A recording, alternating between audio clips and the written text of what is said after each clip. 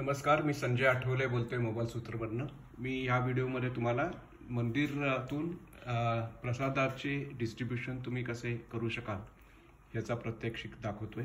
त्याच्यामध्ये QR code आहे, स्टाफसाठी tab आहे आणि प्रिंटर आहे आणि मोबाईल ॲप आहे, डॅशबोर्ड आहे।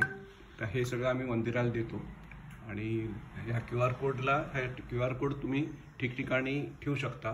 लोक स्कॅन करतात आणि मग त्यांच्याकडे असा प्रसादाचा ऑप्शन त्यांच्या मोबाईलवरती दिसायला लागतो स्कॅन करताच, आणि मग ते ज्यात त्यांची मोबाईल नंबर टाकतात आणि लाडूंची संख्या टाकतात आणि मग त्यांच्या पेमेंट करतात।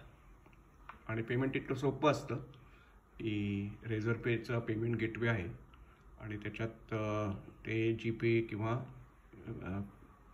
पेपॅल कुठचंही Paytm ऑप्शन निवडून पेमेंट केल्यानंतर त्यांच्या व्हॉट्सअपवरती असा QR कोड येतो।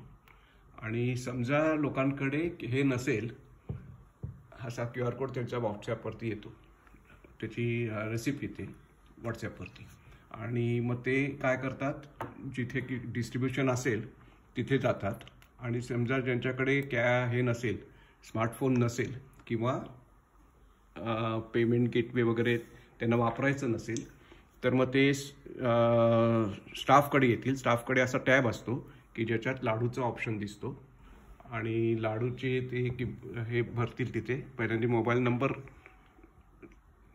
त्याच्यात एंटर करतील, लाडूची संख्या करतील आणि व्हॉट्सॲप किंवा प्रिंटर ह्याच्यावरती रसीप्ट देतील। प्रिंटर व्हॉट्सॲप नसेल तर ते प्रिंटआउट करतील आणि प्रिंटिंग आता ह्याच्यात प्रिंटआउटचा असेल की हा प्रिंटआउट किंवा व्हॉट्सॲपचा पास किंवा कूपन हे त्याच्याकडे जातात जिथे डिस्ट्रीब्युशन करतात ते। तर तिथे तो असा स्कॅन करतो QR कोड, आणि QR कोड स्कॅन करताच त्याला हे आमचं वेगळं ॲप आहे, लाडू कूपन वैध आहे हां असं येतं। आता हा स्कॅनर जो आहे तो मोबाईल बेस्ड स्कॅनर आहे, त्याच्याऐवजी आम्ही असा स्कॅनर सुद्धा देतो, हँडहेल्ड स्कॅनर, किंवा तिथे ठेवू शकता तुम्ही, किंवा असा स्कॅनर सुद्धा तुम्हाला मिळतो। आणि हे स्कॅन झाल्यानंतर त्याला कळतं की इतके ते ह्या QR कोड वैध आहे की नाही, आणि मग लाडूची संख्या तेवढी ती डिडक्ट होते, त्यामुळे स्टॉक सुद्धा मेंटेन होतो।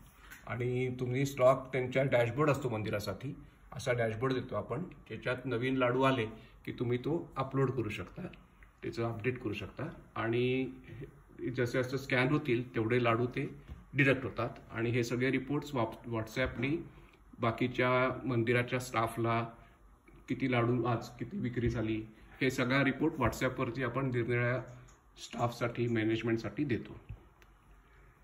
तर ही एक खूप सोपी प्रणाली आहे आणि मंदिराला खूप सोयीचं होईल। थँक्यू।